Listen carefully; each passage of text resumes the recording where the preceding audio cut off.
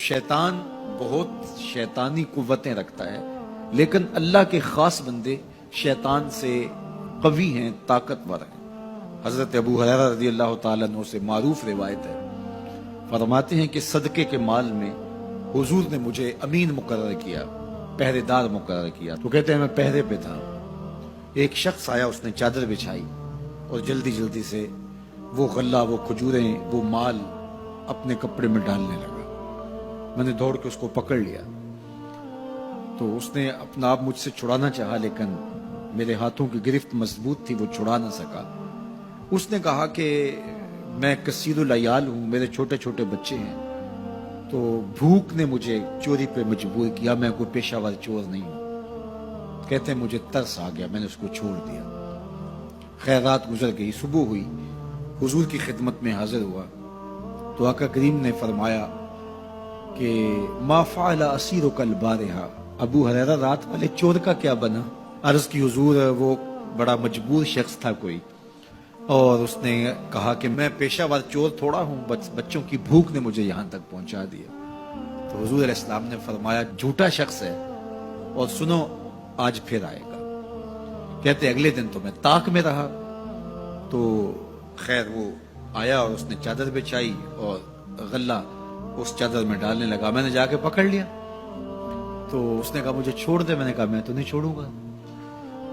اس نے کہا کہ مجھے چھوڑ دے، منت سماجت کی اور بہت ترلے کیے، تو کہتے میرے دل میں پھر ترس آ گیا، میں نے پھر چھوڑ دیا۔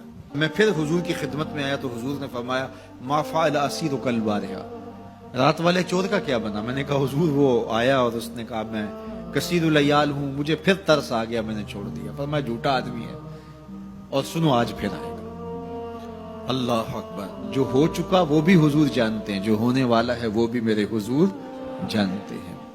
یہ اللہ نے اپنے محبوب کو شان دی ہے۔ تو کہا آج پھر آئے گا۔ کہتے ہیں میں طاق میں تھا کہ وہ آیا، اس نے چادر بچھائی اور غلہ ڈالنا شروع کر دیا۔ تو کہتے ہیں کہ میں پھر پکڑ لیا۔ میں نے کہا آج تو نہیں چھوڑوں گا، آج تو جو حضور کے پاس لے کے جاؤں گا۔ تو جب اس نے ترلے کیے، منتیں کی، میں نے کہا نہیں نہیں آج تو کوئی بات نہیں چلے گی۔ ایک دن ہو گیا، 2 دن ہو گیا، اب تیسرا دن ہے۔ اس نے کہا ابو ہریرہ میں تمہیں ایک بات بتاتا ہوں، اگر تمہیں اچھی لگے تو مجھے چھوڑ دو گے؟ کہا بتاؤ۔ کہا کہ جب رات سونے لگو تو آیت الکرسی پڑھ لیا کرو، فجر تک تمہارے پاس شیطان نہیں آئے گا۔ کہتے ہیں بات بڑی اچھی تھی، میں نے اسے چھوڑ دیا۔ حضور کی خدمت میں پہنچا تو پھر فرمایا وہ رات والے چور کا کیا بنا؟ میں نے کہا حضور اس نے مجھے یہ وظیفہ بتایا۔ حضور نے فرمایا بندہ تو جھوٹا ہی تھا لیکن بات سچی بتا گیا۔ اور پھر فرمانے لگے ابو ہریرہ جانتے ہو وہ 3 دن جو آتا رہا وہ کون تھا؟ میں نے کہا اللہ و رسولہ عالم۔ فرمایا وہ خود ہی تو شیطان تھا۔ 3 دن جو آتا رہا وہ خود ہی تو شیطان تھا۔ اب شیطان بڑا تگڑا ہے، لیکن ابو ہریرہ پکڑے تو چھڑا نہیں سکتا۔ یار ابو ہریرہ پکڑے تو شیطان چھڑا نہ سکے، اگر حضرت عمر پکڑ لیں تو یہاں تو آ گیا نا، حضرت عمر کے سامنے تو آنے کی ہمت بھی نہیں کرتا۔ ان الشیطان یفر من ظل عمر، شیطان میرے عمر کے سائے کو دیکھ کے بھی بھاگ جاتا ہے۔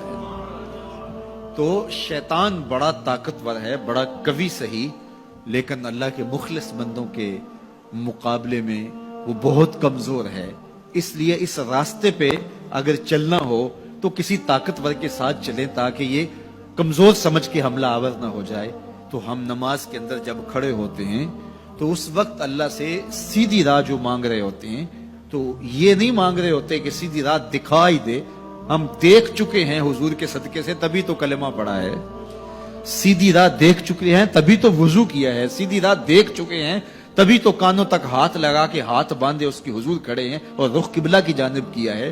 دیکھ چکے ہیں، لیکن آج نماز کے اندر ہم یہ کہہ رہے ہیں اہدنا الصراط المستقیم، مالک راہ دیکھ تو چکے ہیں لیکن پہنچنا بڑا مشکل ہے۔ راستے میں شیطان بھی کھڑا ہے، نفس بھی کھڑا ہے، کہیں راستہ خراب نہ ہو جائے، ساری زندگی کی کمائی کہیں لٹ نہ جائے۔ اس لیے اللہ سے مانگا کہ مالک ہم کمزور ہیں، ہمیں کوئی مان نہیں ہے کہ ہم نے راستہ دیکھ لیا تو منزل پہ پہنچ جائیں گے۔